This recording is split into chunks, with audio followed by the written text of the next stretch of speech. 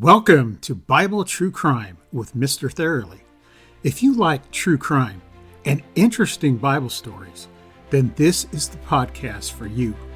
In today's episode, we'll look at the murder of 70 sons.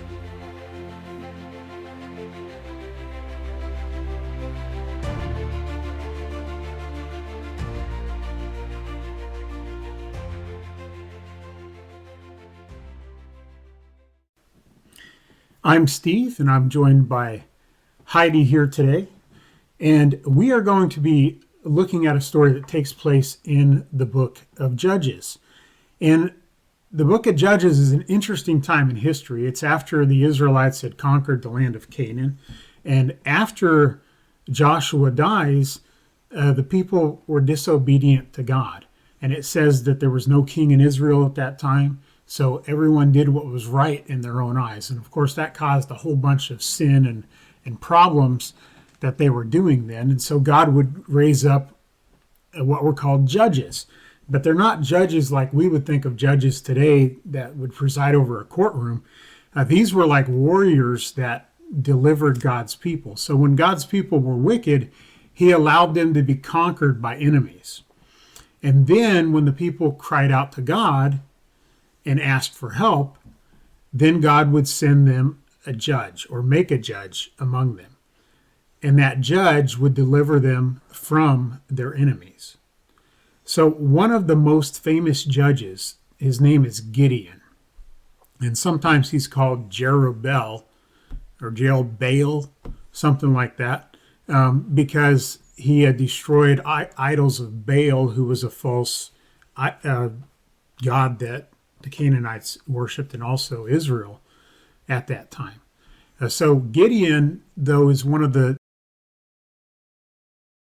judges that God has sent, and he delivers the people from the Midianites. And after that, they tried to make Gideon king.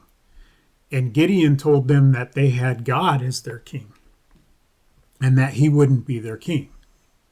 Nevertheless, though, there's an interesting situation that happens after Gideon dies. Gideon has over 70 sons. So his 70 sons come from multiple different wives.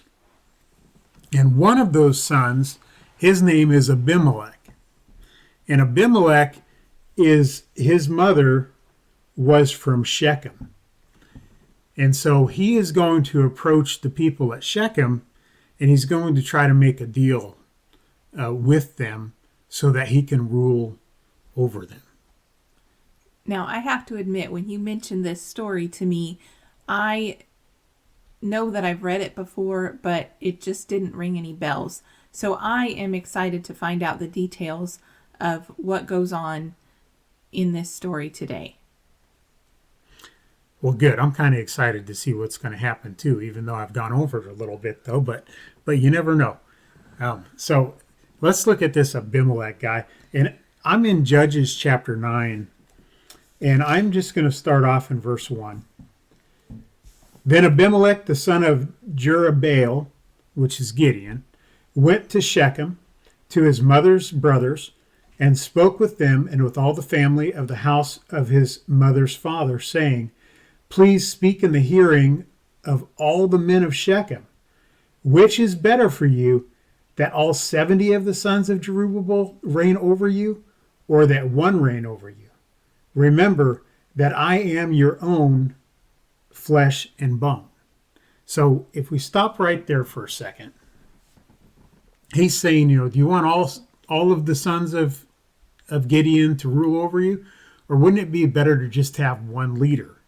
And then he reminds them, unlike the other sons whose mothers came from different areas, he is the one whose mother comes from Shechem. So he says, I'm your own flesh and bone. Wouldn't you rather have me rule over you? But what happens next is something that's really shocking. Let's pick that up in verse 3 here.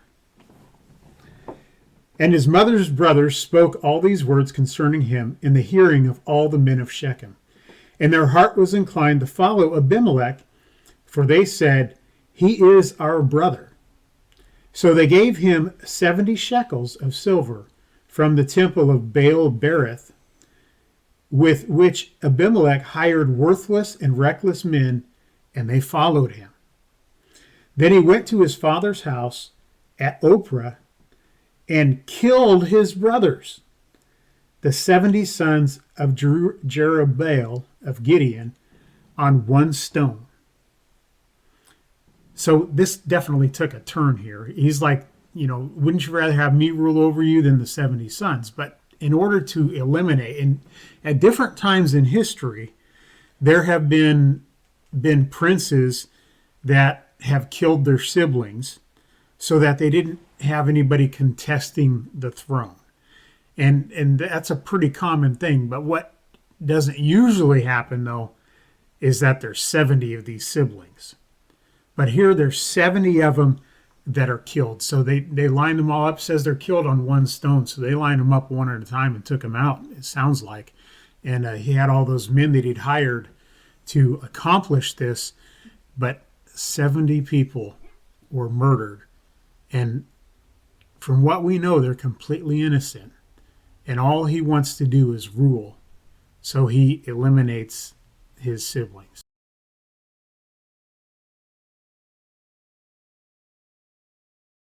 Okay, so help me understand this. Were any of these people under the guise of any kind of godliness? Like, would these brothers have had, or the relatives, would they have had any reason to expect something so terrible from Abimelech? Well, let me read you something from the previous chapter in Judges chapter 8.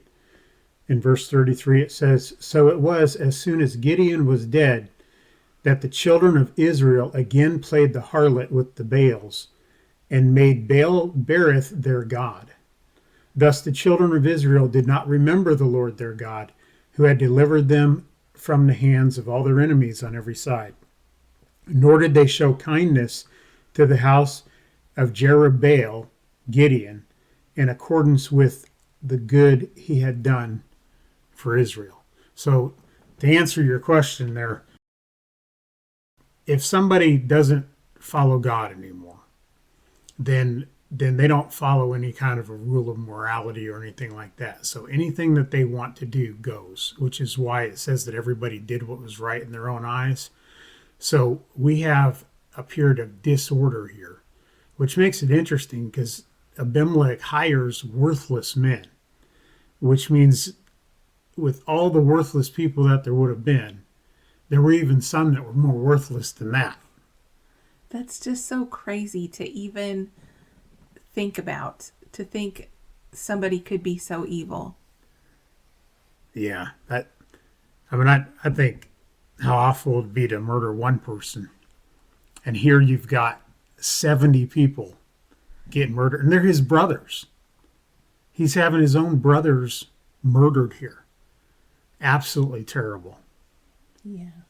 But there's a big twist. Let's see what that is right here. I'm anxious to find out what happens next. So the other half of verse 5, I stopped in the middle of the verse.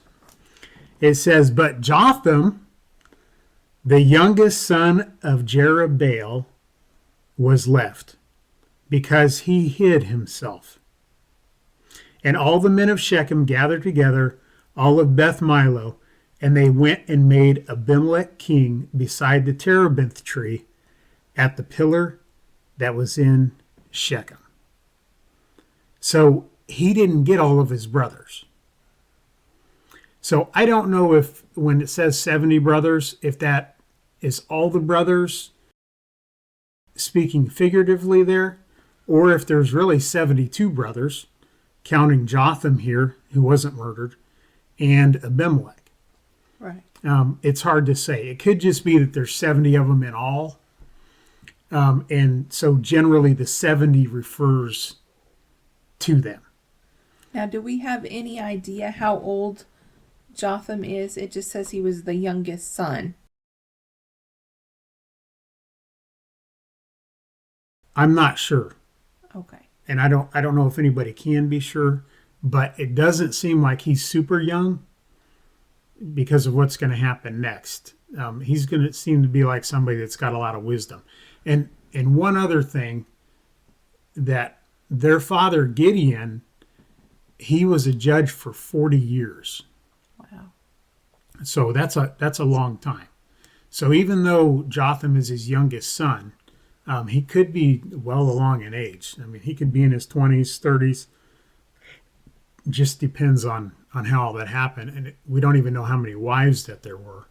It just says wives in the plural with Gideon. So when he had all these sons, I mean, he could have had them in a relatively short period of time, although, yeah, it just depends on how many there were. I mean, when you get to David and Solomon, I mean, they have several hundred wives. So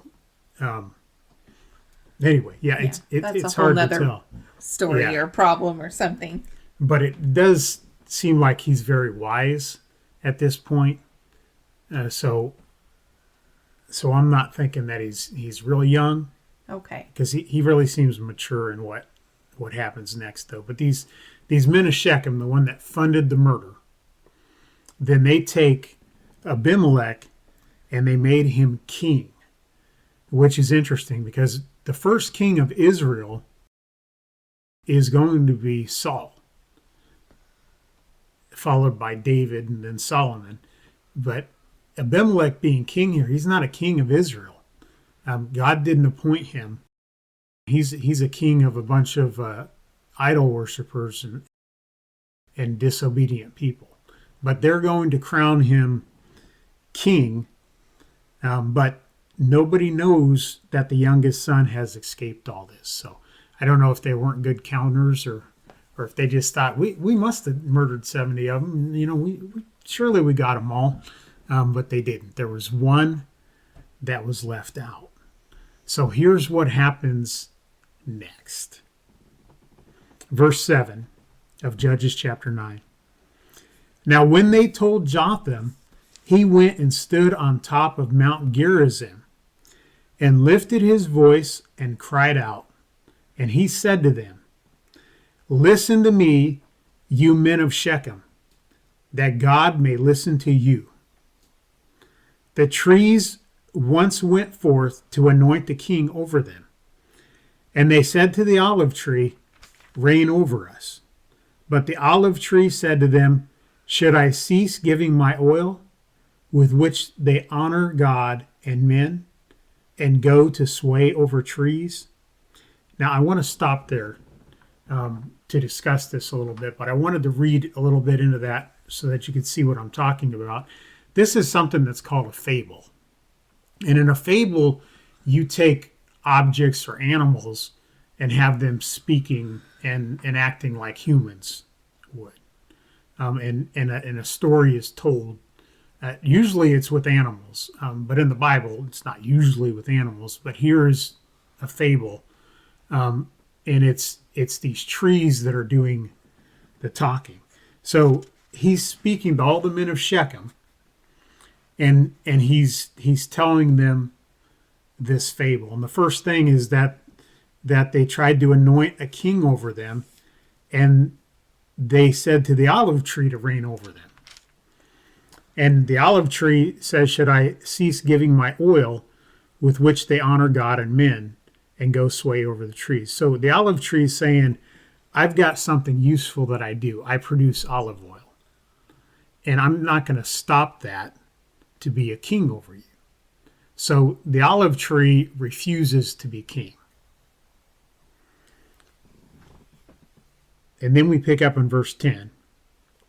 Then the trees said to the fig tree, "You come and reign over us." But the fig tree said to them, "Should I cease my sweetness and my good fruit and go to sway over trees?" So again, you've got another tree that they try to get to reign over them. And he's useful also. He makes fruit. So he says, "Nope, I'm not going to stop doing that so that I can reign over you." Then we have a third tree, verse 12. Then the tree said to the vine, "You come and reign over us." But the vine said to them, "Should I cease my new wine, which cheers both God and men, and go sway over the trees?"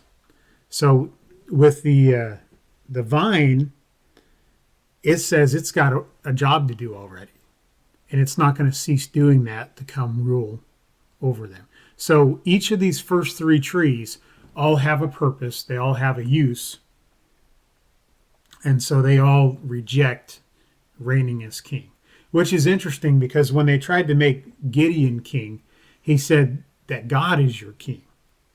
So it's kind of like there isn't a purpose to somebody else being a king except for to mess something up, because they already have a king in God, and who's going to be better than God? Nobody. Right. So then we have the fourth thing. So, and it isn't necessarily a tree here. Verse 14, he says, Then all the trees said to the bramble, and a bramble is like thorn bushes, You come and reign over us.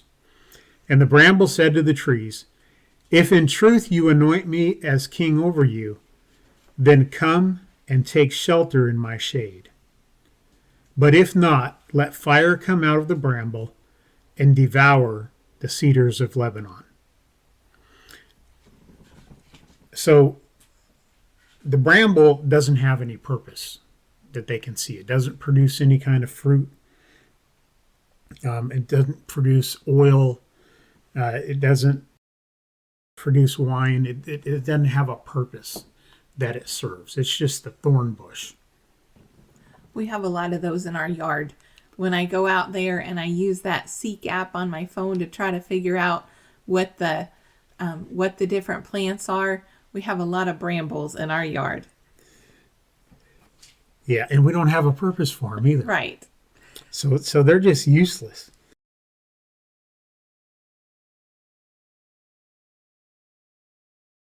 So in this fable from Jotham, he talks about these trees that tried to anoint other trees to be king over them, and none of them wanted to do it. So then they turned to the bramble. And he says that if they're doing this stuff in truth, then all well and good, but if not, then let fire come out from the bramble and devour the cedars of Lebanon. So all the trees are going to get burned up because they made the bramble their king if they didn't do it in truth. So, and of course we know it wasn't done in truth because there was all this deception and stuff in the murder that took place there.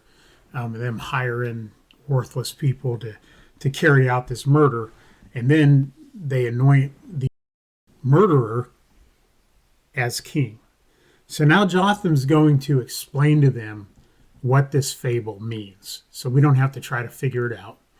He's going to just explain it to us. Beginning in verse 16. Now therefore, if you have acted in truth and sincerity in making Abimelech king, and if you have dealt with Jerubbaal and his house, and have done to him as he deserves, for my father fought for you, risked his life, and delivered you out of the hand of Midian. But you have risen up against my father's house this day, and killed his 70 sons on one stone, and made Abimelech, the son of his female servant, king over the men of Shechem, because he is your brother. If then you have acted in truth and sincerity with Jerubbaal and with his house this day, then rejoice in Abimelech, and let him also rejoice in you. But if not, let fire come from Abimelech, and devour the men of Shechem and Beth Milo, and let fire come from the men of Shechem and from Beth Milo, and devour Abimelech. And Jotham ran away and fled, and he went to Beer and dwelt there, for fear of Abimelech, his brother. I'd sure be scared after all of that too. Yeah, and that, I don't know if we hear anything else about Jotham after this. I think that's the last that it ever says about him, but it doesn't sound like he gets killed by Abimelech. We just know he's a good hider, so I guess he probably found somewhere else good to hide. Yeah, when all the rest of them were getting murdered, he was able to escape and hide, so he's definitely a good hider. But he kind of, they would call this a curse. He pronounced a curse on them that said, if they were doing this out of good intentions, then fine. But if they weren't, then that they're going to destroy one another. And that is what we're going to look at next week. So next week, we're going to have a part 2 of this episode where we see what happens to Abimelech and how Jotham's curse comes true. And it's got some really interesting things that are going to happen in it. Well, that sounds interesting. Steve, do you have a parting scripture for us today? Romans 15, verse 4. For whatever things were written before were written for our learning, that we, through the patience and comfort of the Scriptures, might have hope. All Scripture is taken from the New King James Version, New American Standard Bible, English Standard Version, New International Version, or the King James Version. Thank you for listening today. Be sure to follow the Mr. Thoroughly podcast, share it with your friends, and join us again next time for more Bible True Crime.